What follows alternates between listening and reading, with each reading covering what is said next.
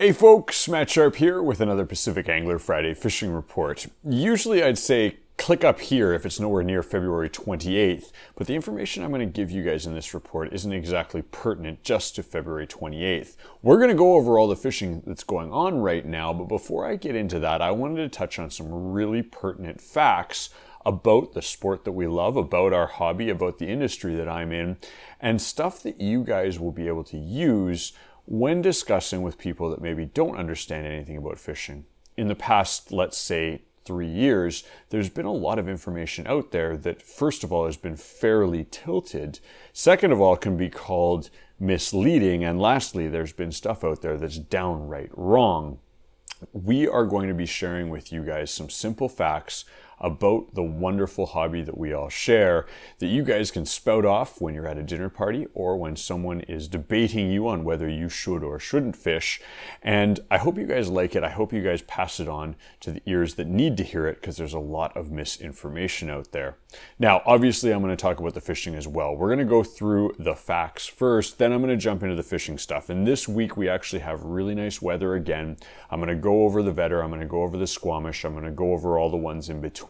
I've also got a fly for you guys. Zach shares his go-to chromie style chronomid, but it's not just a chromie. He's going to show you guys how to add hints of other colors into a chromie style pattern simply with thread, and that can actually be a real game changer when you're out there matching the hatch of a chronomid fishery when you're fishing May, June, July, August. So something to get ready for the box. As always, guys, you want to see more reports like this, consider hitting the subscribe button, and let's get into her.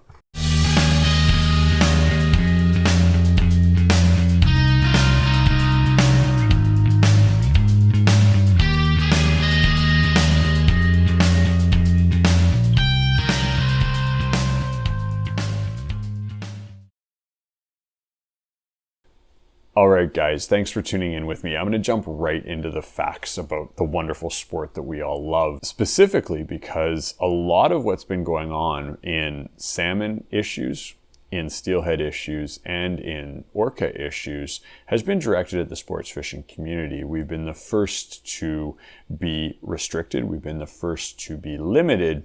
And I think this is a massive concern because I feel that our industry as a whole is probably the best thing for all three of those, meaning that we're the ones out there, we're the ones seeing and understanding of what's going on, and then in turn, we're the ones that have the least impact on all three of those, but the politicians, the special interest groups, seem to look at us as the low-hanging fruit and an easy target when it comes to telling the general public that I'm doing something for the salmon, we're cutting the fisheries, and I think it's the worst thing they can do for us moving forward. Now, before I get too far into this, if you guys disagree with anything I say, I really want to hear about it in the comments. Not because I want an argument, because I'd like to make sure that the information that I'm putting out there, the information that I believe in, is true. So let's jump into it. What I've got is the Sports Fishing Institute has come out with some standard facts that are going to lay out what our passion, what our sport does for the BC economy and the impacts that it has. So the first one that we want to all have in the back of our heads is that $1.1 billion in direct revenue goes to BC from sports fishing. 9,000 jobs are employed because of sports fishing. I'm one of them. That may make me a little bit leaned towards supporting this, but like I said, leave comments below if my numbers are off. I'm really interested because I want to be the first guy to put up my hand. If I can save salmon, if I can save steelhead, I'm going to do whatever it takes. But from what I've seen so far, me stopping doing what I'm doing is not going to solve those problems.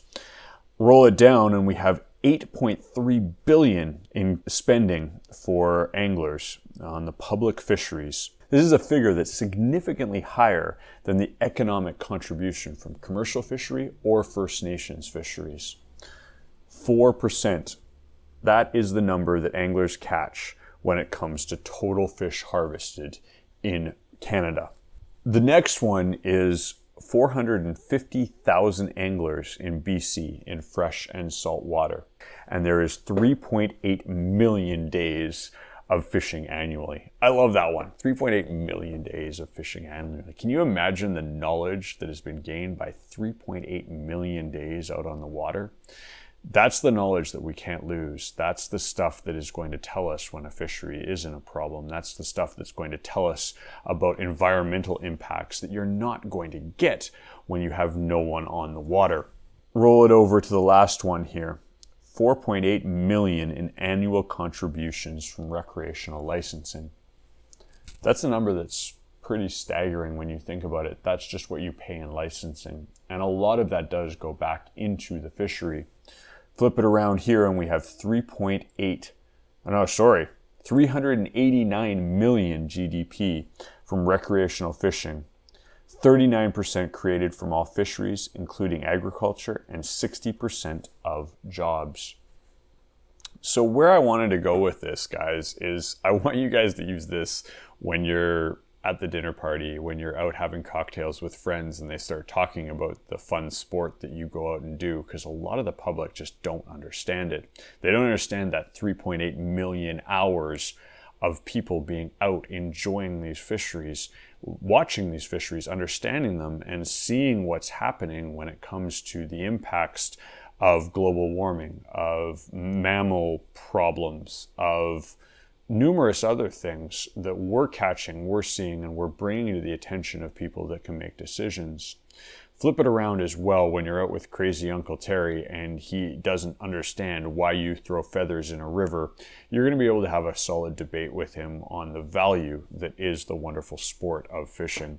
All right, guys, thanks for sticking with me through those numbers. We're going to jump really quick into the fishing because there is good fishing. If you guys are tuning in February, we're looking at, I would consider, perfect conditions, at least for February. February is normally a month where we get hit pretty hard by cold weather, unpleasant conditions, but because of a few factors, we're seeing some cool stuff going on in both our steelhead fisheries as well as our cutthroat fisheries. I was out last weekend, and I'm going to say this straight up. If you guys are heading to the Squamish, we'll pull that up right now.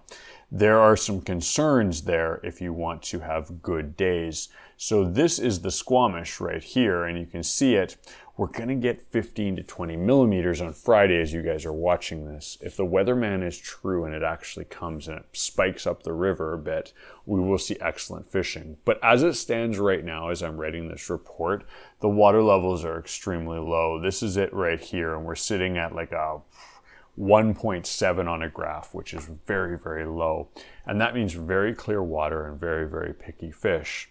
It's possible to find them in these conditions. It's definitely worth getting out, but it's not going to be something to write home about if you're on these numbers. Flip it around and that rain comes like we hope. Weatherman, you do your thing. You could have some really good fishing. So watch it, consider that if you're thinking about getting out. On the steelhead front, clarity is not as big a deal, or low water is not a big deal. And we have heard steelhead fishing reports from across the board of the lower mainland. Throw it out to Chilliwack and we can see that we're getting a little less rain out that way, but that's fine right now. We're having a really cool event here where there's been a slide, and usually a slide would be disastrous to fishing because it would dirty up the water, but because of these relatively low water levels, we're seeing perfect conditions. It's roughly 4 feet of visibility below the slide, and so it's go time. We've heard a bunch of reports this week. Definitely get out there. The numbers are good. It is still steelhead fishing. It is still sort of unicorn hunting. But from what I've been hearing, from what my staff have been doing out there on the water, we're putting up some good numbers. So definitely worth getting out there if you have the chance. Okay. On the fly front, I've got a fly from Zach, and it's for you guys that are lake fishermen. If you guys are loading up a box for lake fishing this year, the number one pattern you probably go to when you're a chronomid angler is a chromie. In this pattern, Zach shows how to throw a tint of color into your chromie using thread and our favorite UV resins. Now, a tint of color, well, let's look at what a chromie is before we go any farther.